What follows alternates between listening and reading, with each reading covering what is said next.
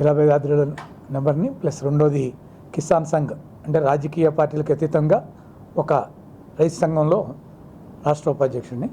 అయితే ఇవాళ ముఖ్యంగా 2017 నుంచి కూడా ఈ పోరాటం తీవ్రంగా చేస్తున్నాం. 2017లో కూడా మరి మహాబలేశ్వరం తిరిగి కర్ణాటకలో పెద్ద ఎత్తున అనేక 6,000 మంది డెలిగేట్స్తో సమావేశం జరిపి ఒక పంచాయతీ పెట్టి పరిష్కారాలు అనేది ఆలోచించడం జరిగింది. అట్లాగే మొన్న మరి బొలిశెట్టి సత్య గారు కూడా ఈ ప్రయాణంలో మహాబలేశ్వరంలో పంచాయత్ జరిగి నదులు పంచాయత్ అంటే అన్ని నదులు ఉపనదులు కృష్ణానది గురించి ఉపనదులు పంచాయతీ జరగడం జరిగింది. అయితే ఇప్పుడు మొత్తం మీద పరిష్కారాలు అనే ఆలోచనతో అంటే ఈ ముఖ్యంగా నది మొదల నుంచి మొదలు పెట్టాలి.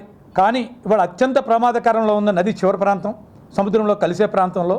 ఎందుకంటే నది వాటర్ని సముద్రంలో కలవటానికి వెళ్ళే కాడ ఇప్పుడు ఏదైతే నదుల్లో ఈ 40 సంవత్సరాల నుంచి నదులు చనిపోయి మరి వాటర్ జల ప్రవాహం జరగట్లేదో దానివల్ల సముద్ర వాటరు 50 కిలోమీటర్ల దాకా కృష్ణా నదులు దగ్గర వచ్చేసింది. అట్లాగే అన్ని నదులు కూడా మన దాదాపు మనకు పెద్ద నదులైన వంశధార, నాగావళి, గోదావరి, కృష్ణ, పెన్న ఈ కాకుండా ఉపనదులు ఈ ఉపనదులు సముద్రంలో కలిసి అనేక ఉపనదులు అలా కాకుండా ఈ నదుల్లో కలిసే ఉపనదులు వీటన్నిటినీ కూడా ప్రక్షాళన చేసుకోవాల్సిన అవసరం ఉంది అనేది ప్రధానమైన విషయం.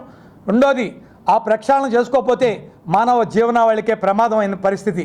ఎందుకంటే ఆ డ్రింకింగ్ వాటర్ తాగటం వలన కెమికల్స్, డ్రైనేజీ అన్నీ కలిసిన కెమికల్ వాటర్స్ తాగే ప్రమాదం, దానివల్ల క్యాన్సర్ డెత్ రేట్ విపరీతంగా పెరిగిపోతుంది. అలాగే డయేరియా పరిస్థితులు చిన్నాభిన్నమైపోతున్నాయి. అలా పరిస్థితుల్లో రక్షించుకోవాల్సిన బాధ్యత ఉంది.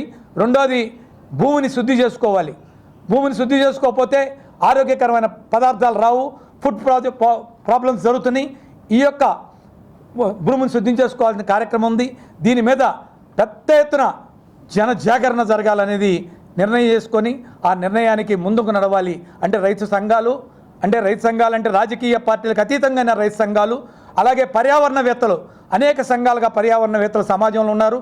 వాళ్ళందరినీ కూడా చైతన్యం చేసి జనజాగరణ చేయటం అనేది జూన్ జూలై నెలల్లో స్టార్ట్ చేయడం అనేది జరుగుతుంది. మొత్తం అన్ని యొక్క నదులకి, ఒక్క నది కాదు అన్ని నదులకు కూడా కార్యక్రమం చేయడం జరుగుతుంది. అంతేకాదు ప్రతి పంట పొలానికి తక్కువ ఖర్చుతో నీళ్ళను అందించవచ్చు అనేది ఆ సిద్ధేశ్వర్ డ్యామ్ అనేది ఇందాక వారు చెప్పారు. ఆ డ్యామ్ ద్వారా తక్కువ ఖర్చుతో నీళ్ళు అందించవచ్చు. అంతేగాని పెద్ద పెద్ద డ్యాములు కట్టడం వలన పర్యావరణం డిస్ట్రాయ్ తప్పితే పరిష్కారం జరగదు.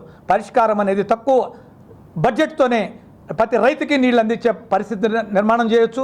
అలాగే నదిని 3 భాగాలు ఉన్నాయి. ఒకటి నది గర్భం, 2 ఫ్లడ్ ప్లైన్స్, 3 ఏదైతే గ్రీన్ ప్లేస్ ఉందో అంటే క్యాచ్మెంట్ ఏరియా, ఆ మూడింటిని కూడా ఎలా రక్షించుకోవాలనేది ఒక ప్రణాళికాబద్ధంగా నడుస్తూ దాన్ని జనాన్ని కూడా చైతన్యం చేస్తూ జనజాగరణ కార్యక్రమాన్ని త్వరలో చేపడతామని వివరిస్తున్నాం.